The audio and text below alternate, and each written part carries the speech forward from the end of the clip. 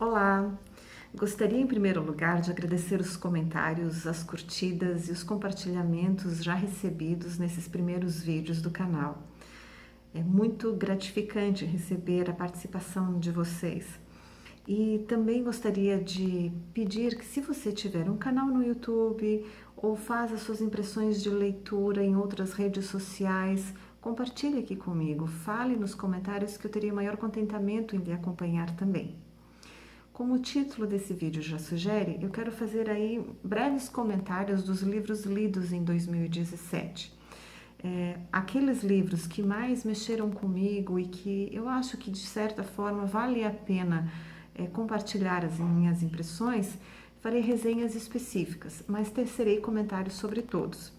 Falarei não em ordem de importância ou de preferência, será uma fala bastante aleatória e tentarei ser breve para poder falar de todos. Não li tanto assim, mas mesmo assim gostaria de compartilhar. Sobre o primeiro livro, na verdade é um box da Agatha Christie, composto por 3 livros, Assassinato no Expresso Oriente. Li sem saber que seria lançado em 2018 o filme, que também assisti. Um Corpo na Biblioteca e A Morte no Nilo. Fazia muito tempo que eu não li a Agatha Christie, acho que desde a minha adolescência, e foi muito bom ver com ela, né, o quanto que as palavras têm poder também para construir medo, suspense, tensão, e ela nos amarra de um jeito tal que a gente se une ao detetive e enquanto não termina a leitura a gente não sossega, fica pensando o tempo inteiro até descobrir e desenrolar, né, o crime narrado.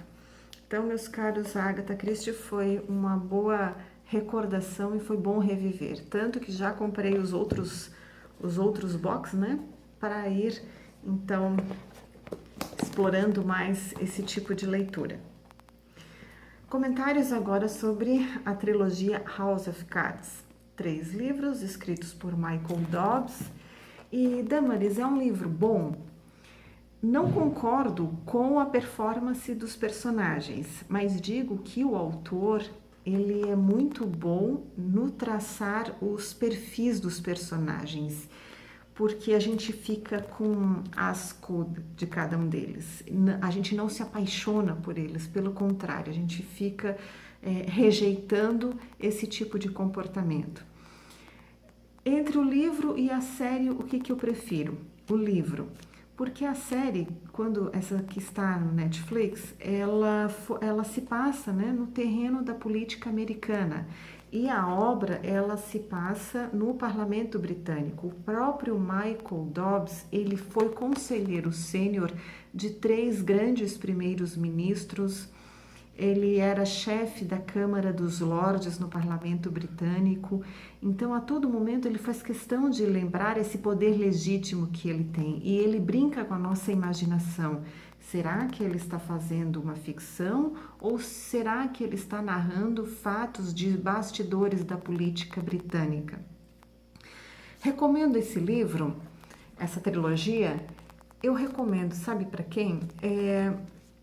Principalmente para as pessoas que querem entrar no mundo da política, para os estudantes de jornalismo, para os estudantes de publicidade, porque esse autor ele vai trabalhar com essas 3 profissões, políticos, jornalistas e publicitários, e vai mostrar que essas 3 profissões elas podem servir para o lado negro da política, para o lado do mau caratismo. Então, se você quer ser um bom profissional, conheça como não fazer jornalismo, como não fazer marketing político e como não fazer política através desses 3 volumes.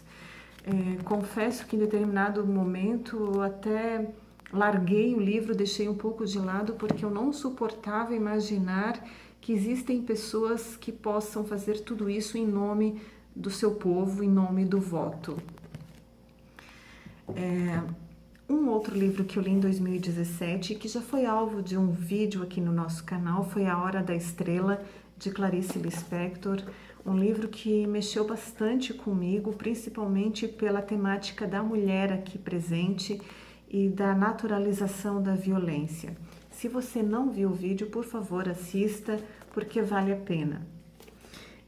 Um outro livro que eu li também foi deste autor brasileiro, o Rodrigo Lacerda, em que ele faz a seguinte provocação já no título: Hamlet ou Amleto? Shakespeare para jovens curiosos e adultos preguiçosos. Até escrevi aqui na primeira página, né, que eu descobri esse livro por acaso numa livraria e que eu não sou nem uma jovem curiosa nem uma adulta preguiçosa, mas eu sou uma adulta curiosa, né?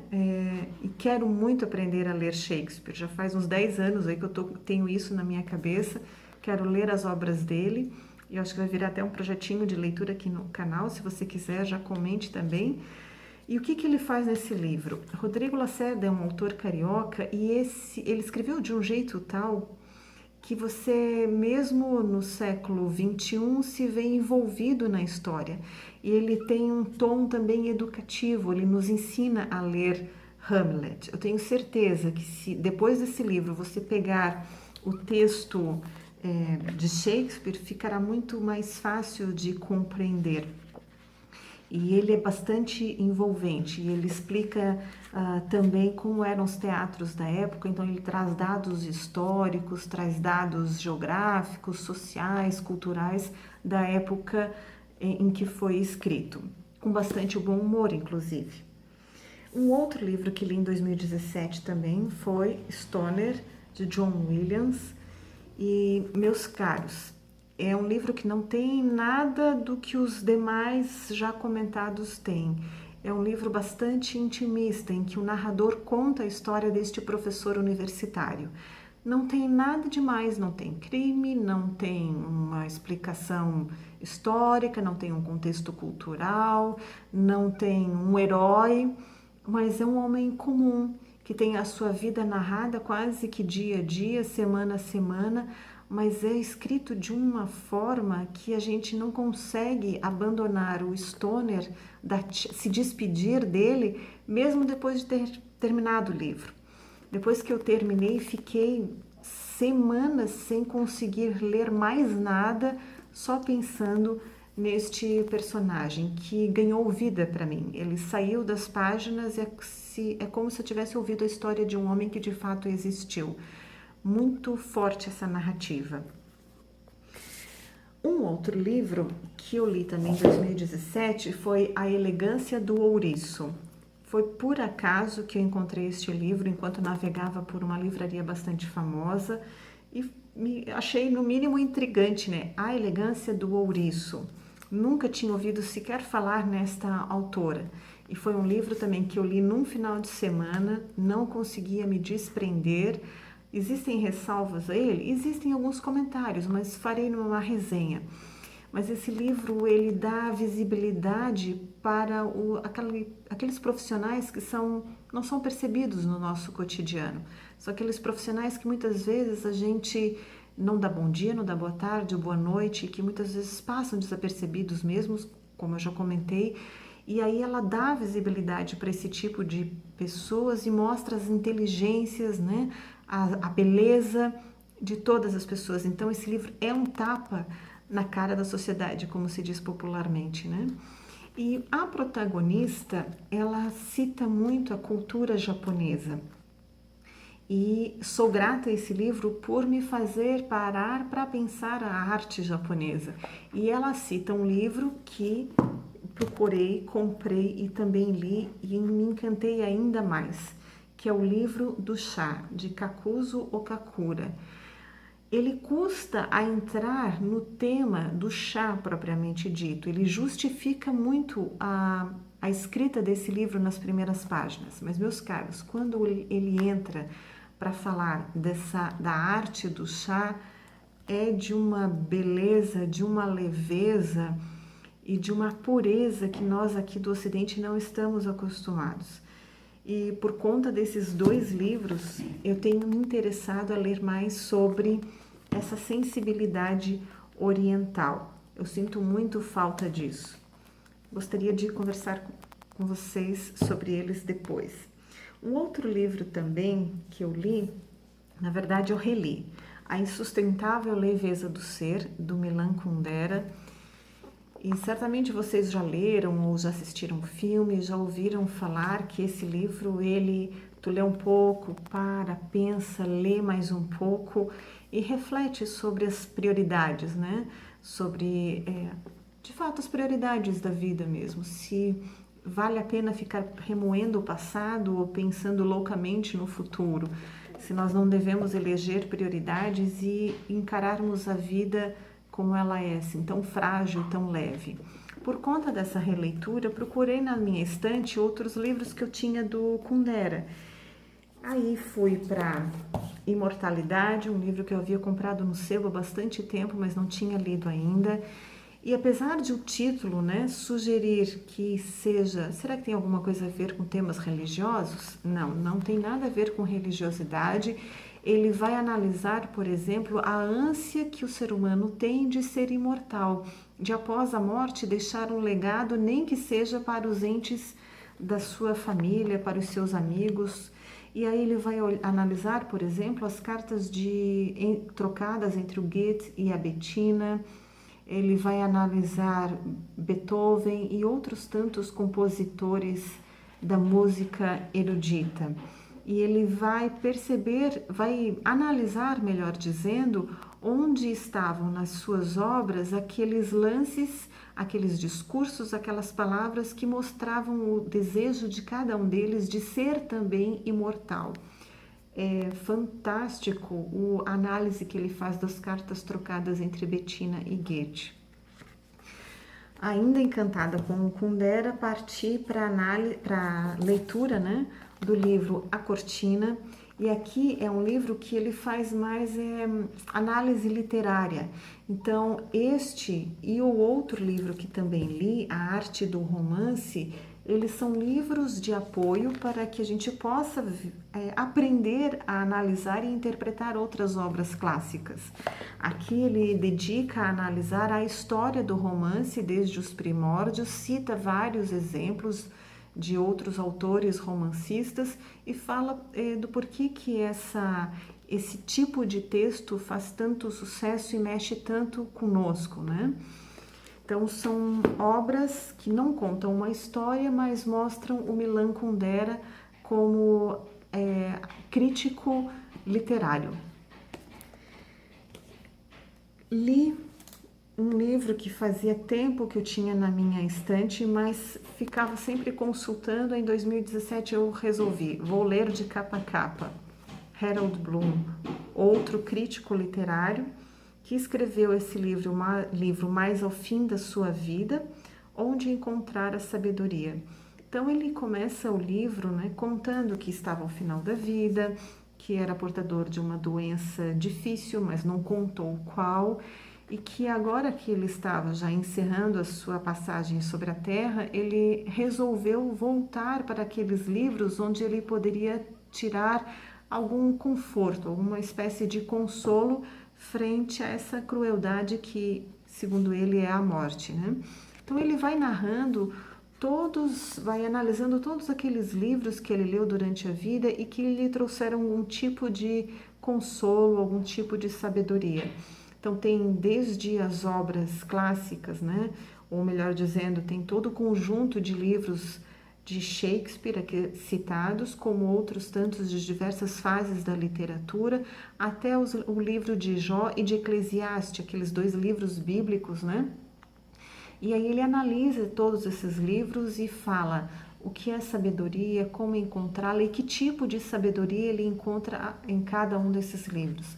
Então, esse livro, junto com os do Milan Kundera, tem me ajudado muito a entender mais a literatura. Eu passei a ler os livros de um jeito diferente após o contato com esses 2 autores. Li também 2 narrativas fantásticas de Dostoiévski. Então, são 2 novelas que estão contidas nesse livro, A Dócil e O Sonho de um Homem Ridículo. Eu já tinha lido alguma coisa de Dostoiévski há alguns anos, mas como eu quero ler, né, outros livros dele, eu pensei, vou começar por um mais breve, pequeno, para ir me habituando a essa alma russa e depois me dedicarei, né, à leitura de livros mais densos.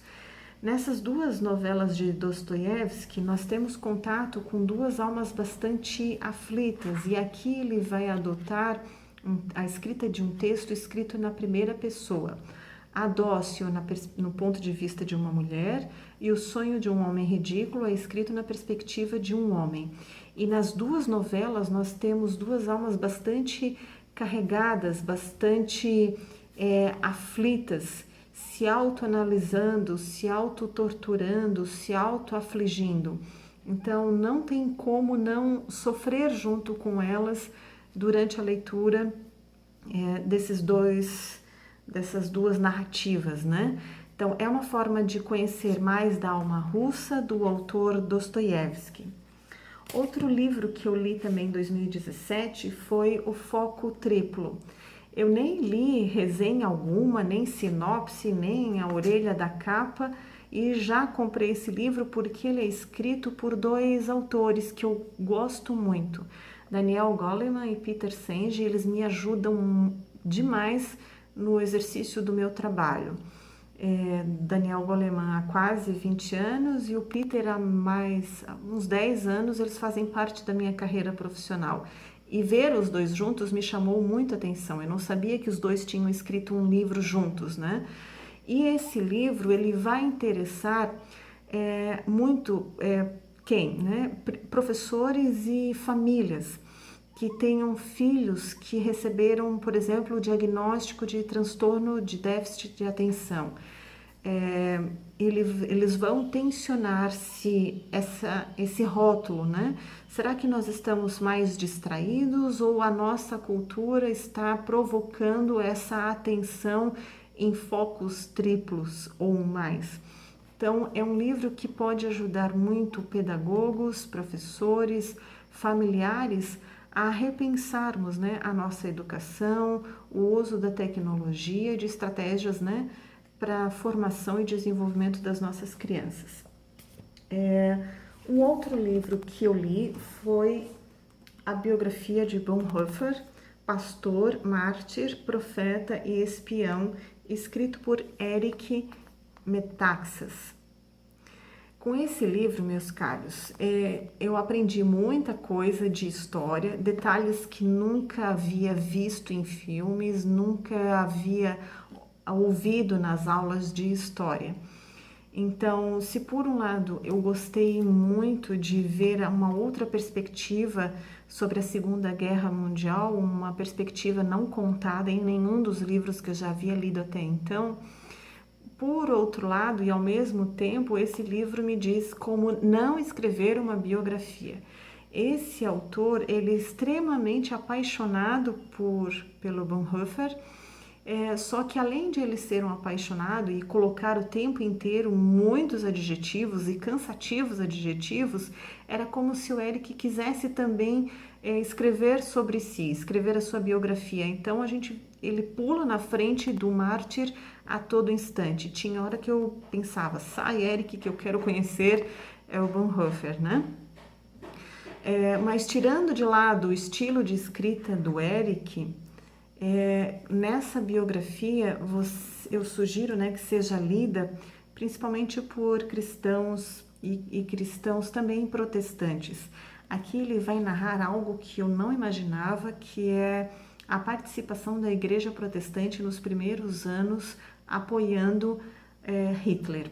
Fiquei bastante chocada com essa constatação. Ele traz uma série de documentos, discursos, cartas e entrevistas, e me entristeceu muito ver que Hitler fez uso da fé, fez uso da igreja para passeatas e convencimento e para vender aí a sua mensagem aos cristãos alemães. Um outro livro que li em 2017 foi A Guerra Não Tem Rosto de Mulher. de Svetlana Alexievich. Foi o primeiro livro que eu li dela, já tenho 2 aí na minha listinha para ler em 2018 e esse livro merece uma resenha específica. Meus caros, esse livro me emocionou de diversas formas, tanto de tristeza quanto vontade de abraçar essas mulheres, vontade de viajar e encontrar algumas delas, essas mulheres que participaram então na Segunda Guerra e fizeram toda a diferença. Assim como no livro do Metaxas, né? Nesse livro da Svetlana, eu tive contato com informações que nenhum filme, que nenhum livro, que nenhum documentário, nenhuma aula de história havia me contado, né? Então, é preciso ler esse livro e ver que as mulheres também participaram da guerra e como que elas foram percebidas durante a guerra e o pior, como elas foram recebidas no pós-guerra. Não foi tão fácil como foi... não foi tão fácil para elas manter, né, a dignidade feminina, o ser mulher nesse período de guerra. Então, merece uma resenha, mas se você já leu, por favor, deixe nos comentários a sua impressão sobre essa leitura. E um outro livro que também tive contato em 2017 foi Contos de Imaginação e Mistério, do Edgar Allan Poe. Até então eu tinha lido alguns poemas dele, mas nunca os contos. E meus caros, que escrita, que texto, que hábil escritor foi Allan Poe. É impossível ler esse livro de capa a capa de uma vez só. Eu lia um conto, parava, ficava alguns dias sem voltar ao livro, tamanha a força da emoção que ele provoca.